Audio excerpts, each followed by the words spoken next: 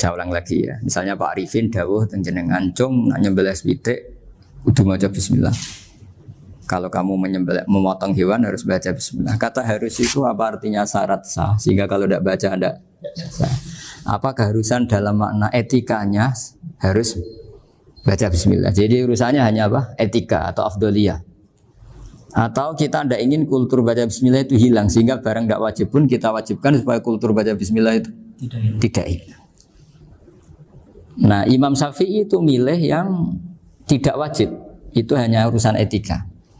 Sehingga zabihatul muslim meskipun enggak baca bismillah baik secara sengaja maupun lupa tetap halal ya, tetap sah, tetap halal. Tapi beberapa ulama mengatakan baca bismillah itu wajib dan menjadi syarat sah. Ya kira-kira karena pamit tadi, yang beri nyawa itu Allah, kok apa yang menghilangkan enggak pamit, sudah menghilangkan nyawanya ayam dimakan lagi. Wah itu selingkuhannya kan masih marah itu. Selingkuhannya, pacarnya, anaknya, cucunya itu kan marah itu. Tapi kalau pamit yang punya kan enggak. Coba kalau ayam cantik yang pas kamu sembelih itu lanangannya kan mangkel itu. Kalau kebetulan sudah tua kan karep-karepmu kan gitu. Jadi apa? Itu yang tahu Sarah. Saya ulang lagi yang tahu Sarah karena ini sudah jelimet. Sudah jeli. Sehingga nggak ada kitab matan yang Indo kecuali disarai. Misalnya matan cerita yang dikatakan menyembelih itu apa? Ya nyembelih itu ya nyembelih itu memotong hewan. Terus motongnya dari mana? Kalau kamu motong hewan dari mana coba? Dari belakang atau dari depan? Dari mana? Depan misalnya. Pertanyaannya, ketika dari depan itu paling penting terpotong al-hulkum wal mari misalnya. Yang satu majrur to'am, yang satu majrur ruh ya gitu, majrur nafas. Tapi andekan dari belakang gimana? Tapi tetap terpotong. Mulai ribet kan? Kalau kubu sebelah kan enak, pokoknya nggak sunah Rasul seperti itu, nggak mau debat. Tapi kita enggak, cara berpikir enggak gitu. Ini kan status hukumnya halal apa haram ketika ada orang motong hewan dari belakang. Nah, terus kita berdebat kan, mesti berdebat itu mau dibilang haram, nyatanya memenuhi syarat apa tadi pemotongan. Hukumnya kena, mariknya kena. Mau dibilang halal, jangan-jangan pitiknya sudah pingsan, sudah mati karena dogrok-ogrok dari belakang. Nah, itu terus ulama debat. Nah, kan mungkin juga. Ya kan, pitiknya sudah setengah kena corona, pingsan terus. Ya kan, sudah pingsan terus digorok. Nah, seperti ini mau tidak mau kita harus detail. Detail artinya yang dikatakan menyembelih itu apa? Ya nanti tak bacakan tapi kita di Bajiriah sekaligus ijazah untuk jenengan semua. Dikatakan nyembelih adalah mematikan hewan yang hidup dengan kaifiyah syariah. Saya ulang lagi, mematikan hewan yang hidup dengan kaifiyah syariah. Nah kalimat hidup ini mulai masalah. Hidup yang apa?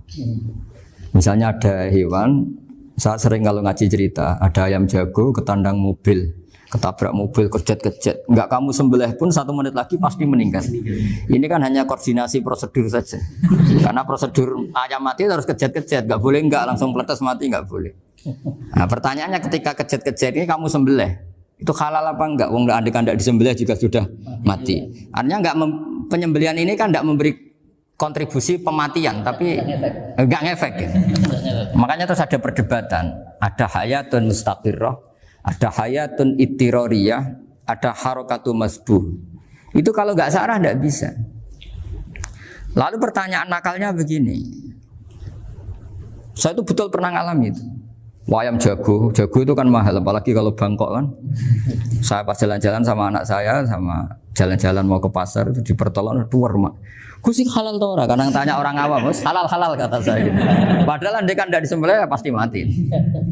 Suatu saat ada yang mengkonfirmasi lagi. Saya bilang kalau kiai ya tidak pantas makan ayam gitu, tapi kalau kamu tidak kiai ya pantas saja. Daripada rata halal lo geremeng eman kan ribet. Nah sebetulnya itu dalam mazhab Syafi'i itu tidak halal karena dia sudah tidak punya hayatun mustaqirrah. Karena tadi setengah menit lagi atau 1 menit lagi pasti mati. Kan dia belum mati karena koordinasi Israel saja, tetap yang nyambil itu. Tetap kan nggak segampang itu kan, tetap prosedur apa? Jalankan SOP. SOP-nya harus ada. Nggak boleh mati selonang-selonang itu, nggak boleh. Tetap ada SOP kata Pak Arifin ada SOP. Dia kalau sama saya bisa guyon kalau. Nah, tapi misalnya nanti pertanyaan, tapi dalam mazhab Maliki itu diabaikan. Hayat mustaqirrah, hayat ittiroriyah, hayat itu diabaikan. Cara berpikir Imam Malik lebih matematis. Kalau nggak disembelih itu matinya berapa menit? 1 menit lagi. Gara-gara disembelih dia mati sekarang. Berarti eksekutornya ya peso itu. Ya berarti peso itu memenuhi kriteria mematikan sesuatu yang masih hidup, hewan yang hidup dengan cara syar'i. Jadi andai kan ada rapat malaikat, matinya karena apa coba? Karena peso apa karena kecelakaan? Karena peso. Ya kan? Karena kalau nggak tanpa peso nunggu 1 menit. Gara-gara disembelih langsung terjadi sekarang. Nah, karena hukum halal ini yang menarik dan menguntungkan. Di bab ini orang jadi Malikiyah semua. Mana maksudnya ya? Jadi kita ini sebetulnya Syafi'i pecundang. Bismillahirrahmanirrahim. Wa'lam. Ini halaman 562. Ikutnya bab kita buah kami Sayyidi wa Dzabai. Saya ulang lagi ya. Jadi yang mau saya baca tadi itu logika fikih ya. Fikih itu berpikir ya. Di mana-mana namanya menyembelih itu apa? Dari hidup dimatikan dengan kaifiyah syariah.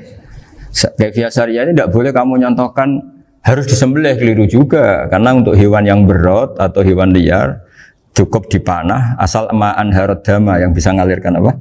Darah.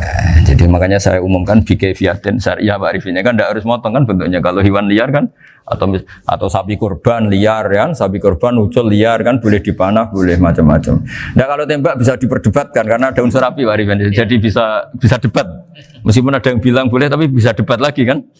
Karena ada unsur apa? Api Pak Arifin. Iya. Tapi ini saya cerita umumnya bikaifiyatin syariah. Nah karena kalimat hewan hidup, ada kalimat hidup. Hidup yang apa kan pertanyaannya? Hidup yang sudah kejet-kejet, misalnya sudah koma, sudah kena corona, disentak istrinya itu. Apalagi ayamnya menyaksikan pasangannya diselingkuhi, wah itu udah stroke itu dia. Itu. Nah itu. Makanya kalau orang suka macam-macam itu kayak ayam makanya itu. Saya baca ya. Bismillahirrahmanirrahim. Wa'lam annahu yujadu fi ibaratihim hayatun mustaqirrah, hayatun mustamirrah, harakatu mazbuh. Wa yuqalu aisyu mazbuhin. Wal farqu bainaha annal hayata al mustaqirrah yakunu maha ibsarun bi ikhtiyarin wa nutqun bi ikhtiyarin wa harakatun ikhtiyariyah. Wal hayat al mustamirah ya allati tastamiru ila khurujir ruh minal jasad. Wa harakatul masbuh ya allati la yabqa maha ibsarun bi ikhtiyarin wala nutqun bi ikhtiyarin wala harakatu ikhtiyariyah. Bal yakun maha ibsar wa nutqun wa harakatun ittirariyah ini. Wa ba'duhum farraqa bainahuma. Sampai saat terus ini. Jadi ini perbedaan-perbedaan pandangan ulama. Nah, Imam Malik itu mengabaikan semua istilah itu. Sing penting pas mbok sembelih iku kecelok urip, cara wong Jawa iku kecelok urip. Cek hayat mustaqirrah, cek ittirariyah, cek harakatu mazbuh, pokoknya kecelok urip. Ini kecelok urip bisa dibilang masih hidup. Karena kalau bisa dibilang masih hidup, kamu sembelih, tetap nanti rapat malaikat kira-kira gitu. Ini matinya karena apa? Karena kecelakaan. Oh, kalau kecelakaan 1 menit lagi matinya dong. Tapi kan matinya sekarang ya karena disembelih. Nah tadi saya bilang sebenarnya mazhab Syafi'i itu tidak seperti itu. Karena Imam Malik menghalalkan, biasanya penggemarnya lebih banyak. Di bangsa halal itu kan penggemarnya masih banyak. Tapi ya sudahlah, itu masih ahli sunnah karena salah satu dari mazhab 4. Tapi logikanya juga masuk. Jadi kita bukan sekedar taklid ke Imam Malik, tapi kalau kita ikhtiyat ikut Imam Syafi'i ya monggo, karena mungkin secara medis karena mengalami seperti itu mungkin tingkat kesehatannya apanya sudah. Bismillahirrahmanirrahim. Ya, wa yakunu qad dzukira daf'atan wahidatan la fi daf'ataini. Islam tujad al hayat al mustaqira inda daf'atis saniyah. Amma idza wujidat al hayat al mustaqira inda daf'as saniyah fayakhilu al masbuhu aidan. Fasartu wujudul hayat al mustaqira fi ibtida'il wati akhir marrah. Wa makharu dzalika inda tulil fasli wa illa fala rafa'a sikina wa ada fawran aw alqaha liqaniya kalatan wa akhadha ghairaha fawran aw saqatat minhu wa akhadha ghairu halan aw qallaba wa qata'a biyama bagi hal al masbuh. Jadi ini masalah sarah. Sarah itu sudah detail. Misalnya gini, kamu motong ayam. Motong ayam harus sekaligus shred jadi. Jangan sampai nyuwun sewu 2 kali. Jangan-jangan misalnya gini, ayam tak potong, pas ke kiri separuh, ya ke kiri separuh apa hulkumnya. Pak Arifin datang, assalamualaikum Gus Pak, waalaikumsalam, terus santai jagungan dulu. Jagungan sampai besoknya itu enggak meneruskan. Bareng-bareng malah salam, ingat lagi ayam saya ini. Ketika saya meneruskan ini, potensi ayam ini sudah mati atau sudah hidup yang ini masih mazhab Syafi'i loh ya. Atau sudah hidup yang sudah tidak normal. Artinya apa? Penyembelian kedua yang mengeksekusi tadi sebenarnya mengeksekusi barang mati. Yang penyembelian pertama tidak bisa dikatakan penyembelian karena tidak sampai mati. Penyembelian kedua berstatus setengah mati. Nah, kalau seperti itu maka haram. Kecuali itu dilakukan secara fauron. Fauron dicontohkan nyembelih ternyata pesunya kedul terus ngambil yang lain. Tapi fauron langsung atau terjatuh ngambil langsung. Ya, itu boleh karena ditoleransi. Tapi kalau kalam ajnabi kata tadi omongan Pak Arifin, seperti Pak Arifin, alhamdulillah sih, jaminan mau rawuh dari ayamnya asem mana? Ini harus sebar. Ini orang ngawur betul. Jadi, lah itu sarah. Bicara sampai detail itu sarah. Jadi ada sekian kemungkinan. Jadi termasuk yang diandaikan apa? Nah, hayat mustaqirah itu batasnya yakunu maha ibsorun bi ikhtiyarin wa nutqun bi ikhtiyarin wa harakatun ikhtiyariyah. Hayat mustaqirah itu kalau dia betok-betok itu ya karena karepnya. Maksudnya gini, gamane cara roh pitik wedok engkek ya cek karepe dhewe. Cara dia melihat peso itu karepe ya masih lari. Jadi misalnya ada ayam. Ayam kita sembelih baru luka sedikit. Belum sampai andaikan dibiarin ya mungkin suatu saat sembuh, luka. Terus melihat kamu lari ketakutan karena kamu dianggap gladiator, killer lah. Nah itu berarti punya hayat mustaqirah. Tapi sudah kalau kamu sembelih karek ngeriwit, roh kue serawedi, ya kan? Mau demo ya sudah nggak berkutik, ya dia berarti tidak punya hayat mustaqirah. Gitu. Ya batasannya itu Joro. Nah. Dalam mazhab Syafi'i, syarat sahnya penyembelihan harus hewan itu punya hayat mustaqirah. Nah ini sarah ya, jadi sarah itu lebih jelimet. Nah makanya kenapa tidak boleh nyembelih pakai yang tumpul Mas Nafis? Takutnya ayamnya itu ngalami dohtoh, atau kok ditekek. Misalnya sama nyembelih pakai peso tumpul, ini gini ketekek, takut. Kan dia misalnya ayamnya jantungan, roh peso wis setruk kan, udah gitu ketekek. Nah itu mati dulu pasti itu. Siksa. Jadi pas diongok-ongok dia sudah mati. Jadi nanti kalau di akhirat, sebenarnya saya sudah mati loh, ngawur.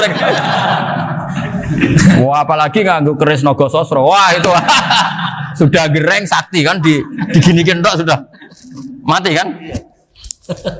Makanya bahaya nyembelih pakai keris-keris sakti karena sebelum terpotong sudah mati saking saktinya apa? Keris itu misalnya gitu. Makanya nanti suatu saat ada pertanyaan ini, boleh enggak nyembelih ayam orang yang rainya itu sangat?